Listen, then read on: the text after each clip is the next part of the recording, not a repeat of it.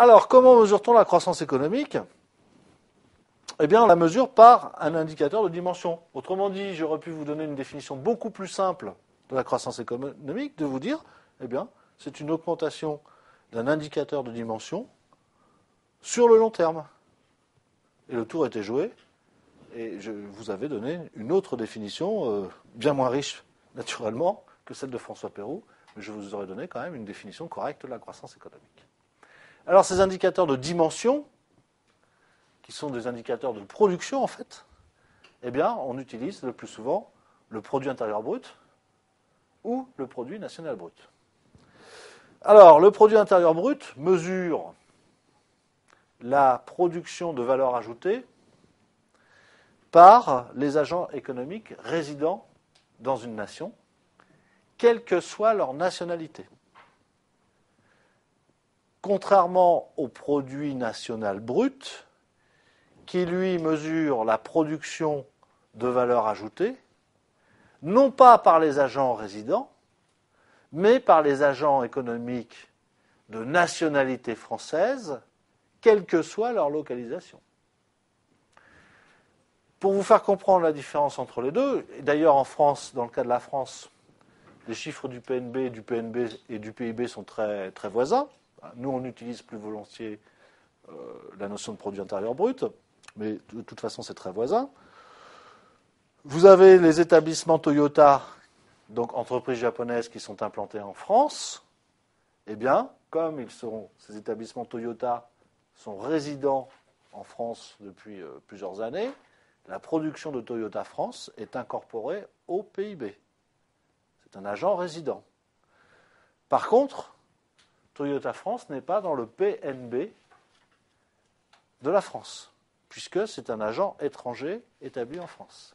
Mais dans le PNB de la France, vous allez avoir l'activité de Renault en Roumanie,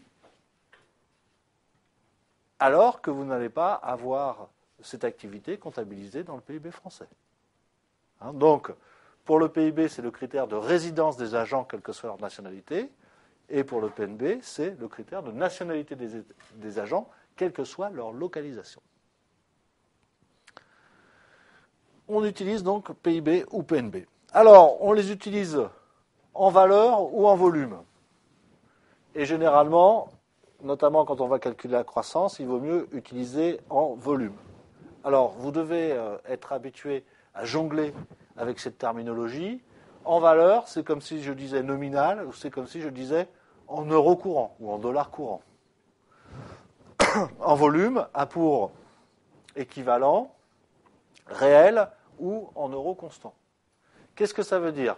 Eh bien, en valeur, je tiens compte du niveau des prix. C'est-à-dire, s'il y a de l'inflation, eh bien, ma production en valeur va augmenter, puisque le niveau des prix augmente.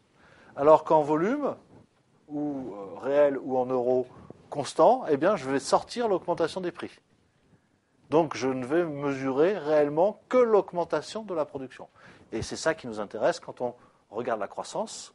On ne regarde pas l'augmentation des prix. On ne cherche pas à mesurer l'augmentation des prix, mais on cherche bien à mesurer l'augmentation des volumes produits. C'est pour ça que, pour mesurer la croissance, on prend généralement des indicateurs de dimension, c'est-à-dire PIB ou PNB, en volume.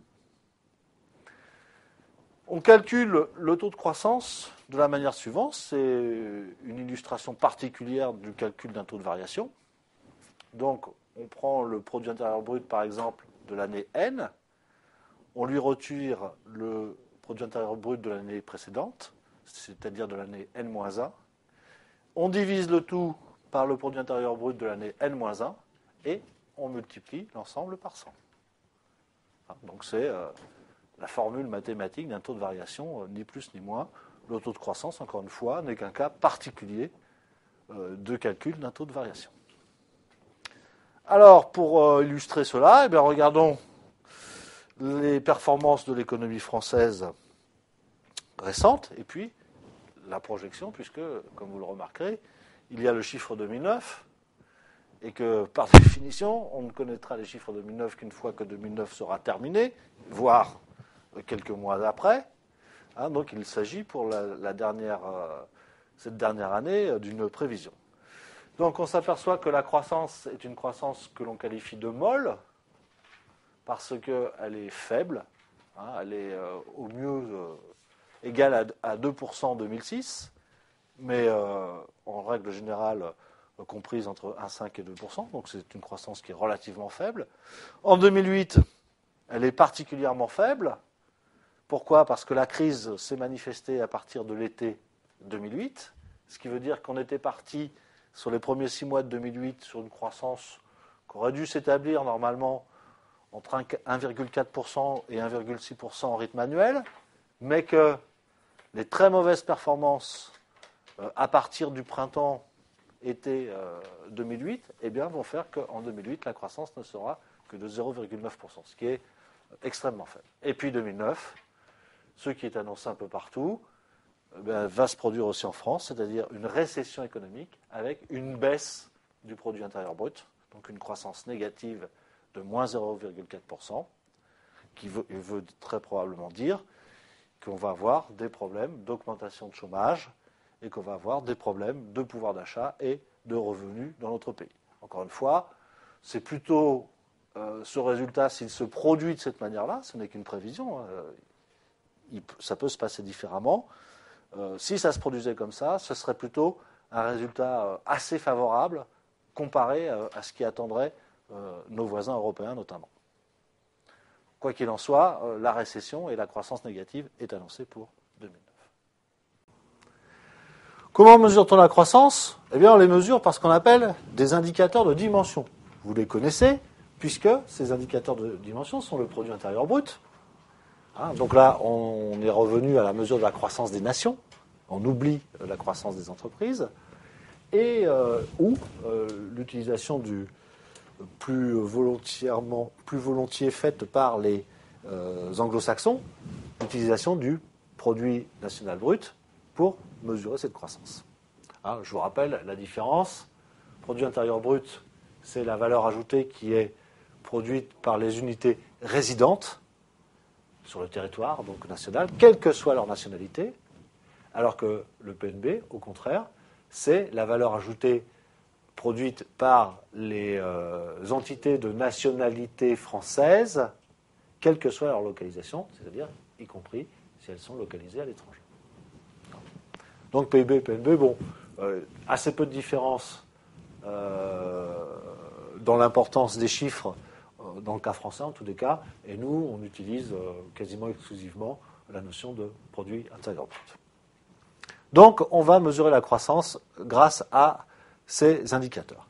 Alors ces indicateurs peuvent être fournis en valeur. Alors quand on dit le PIB en valeur, on pourrait dire le PIB nominal ou le PIB en euros courants. Ce sont trois expressions totalement identiques. Vous utilisez celle que vous voulez, mais l'idée c'est de ne pas se tromper dans la signification. Et puis, à côté du PIB en valeur, vous avez le PIB en volume, que l'on appelle aussi PIB réel, ou qu'on appelle PIB en, si c'est le cas de la France ou d'un pays de la zone euro, en euros constants. Si c'est les États-Unis, ce sera PIB en dollars constants. Alors, quelle est la différence entre valeur et volume ? C'est très simple. Dans les indicateurs de PIB en valeur, on tient compte de la variation des prix. C'est-à-dire que si le PIB en valeur augmente, je ne sais pas si cette augmentation est due à l'augmentation de la création de richesse ou à l'augmentation des prix, ou aux deux. Alors que dans un PIB en volume, j'ai sorti l'inflation et je sais que la progression de ce PIB est une progression de la production de valeur ajoutée, et que les prix donc n'interviennent pas dans cette évolution. Donc, pour mesurer la croissance qui consiste à mesurer les augmentations de production, il est nettement préférable d'utiliser des indicateurs en volume. Donc, en règle générale, ce qu'on vous fournit pour rendre compte de la croissance, ce sont des indicateurs en volume. À partir de ces indicateurs en volume, de PIB ou de PNB, on peut calculer le taux de croissance. Comment calcule-t-on le taux de croissance ? De la manière la plus simple possible. C'est une sorte de taux de variation. Je soustrais au PIB de l'année 2010 le PIB de l'année 2011, l'inverse, je soustrais au PIB de l'année 2011 le PIB de l'année 2010, et je rapporte cette soustraction au PIB de l'année 2010, c'est-à-dire de l'année d'origine.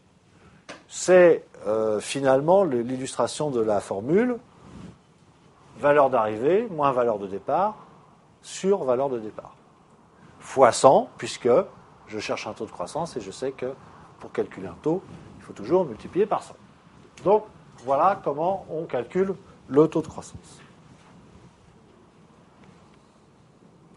Alors, puisqu'on en est au taux de croissance, eh bien, illustrons avec les taux de croissance de l'économie française entre 2005 et 2011. Pour 2012, ça devrait être plus simple, puisque, comme vous avez dû en entendre parler, les prévisions sont de l'ordre de 0% pour notre pays. Donc, a priori, année blanche en matière de croissance pour 2012, il n'y aura pas de croissance. D'aucuns redoutent d'ailleurs même une croissance négative, c'est-à-dire une récession de quelques dixièmes de points de pourcentage, mais une récession quand même pour cette année 2012. Donc on voit le rythme de la croissance française, qui est un rythme de croissance assez modeste entre 2005 et 2007, 1,7%, 2%, 2,3%, mais qui nous ont suffi pour créer des emplois supplémentaires et faire baisser le chômage, entre parenthèses. Et puis la crise financière de 2008, avec un très très mauvais dernier trimestre 2008, avec l'annonce de la faillite de Lehman Brothers et les premiers déboires des banques en Europe. Donc une croissance légèrement négative en 2008 et en 2009, la récession qui va suivre effectivement la crise financière en 2009, avec donc une croissance négative de 2,7%, ce qui est le plus mauvais score de l'économie française depuis la fin de la Deuxième Guerre mondiale, puisque depuis la fin de la Deuxième Guerre mondiale, c'est la troisième croissance négative annuelle connue par notre pays, 76, 93 et donc 2009. 2010, retour à la croissance, un rythme encore plus faible qu'auparavant, 1,5%, qui sera probablement confirmé en 2011. Je dis probablement parce que bien que l'année soit terminée, eh bien, pour que les statistiques définitives soient connues, il va falloir attendre au moins 3 ou 4 mois en 2012 pour avoir les chiffres réels. Et puis, comme je vous disais, en 2012, eh bien, très probablement une croissance qui sera voisine de zéro, un peu moins, un peu plus, ce sera une bonne surprise. Mais en tous les cas, l'absence de croissance notoire. Entre 2000 et 2010, la croissance moyenne a été de 1,9%. Donc c'est une croissance annuelle moyenne, de 1,9%, ce qui évidemment est très faible par rapport à la croissance de la période précédente, c'est-à-dire celle qui va des années 75 aux années 90-95. On est au-delà de 2%. Et puis, bien évidemment, beaucoup plus faible que celle connue entre la guerre et 75, celle des 30 Glorieuses, qui, en moyenne, est de l'ordre de 5%. Donc, on est vraiment, sur le long terme, sur les 70 dernières années, on va dire ça, on est vraiment sur une pente descendante de la croissance économique, et la croissance semble de plus en plus faible dans notre pays.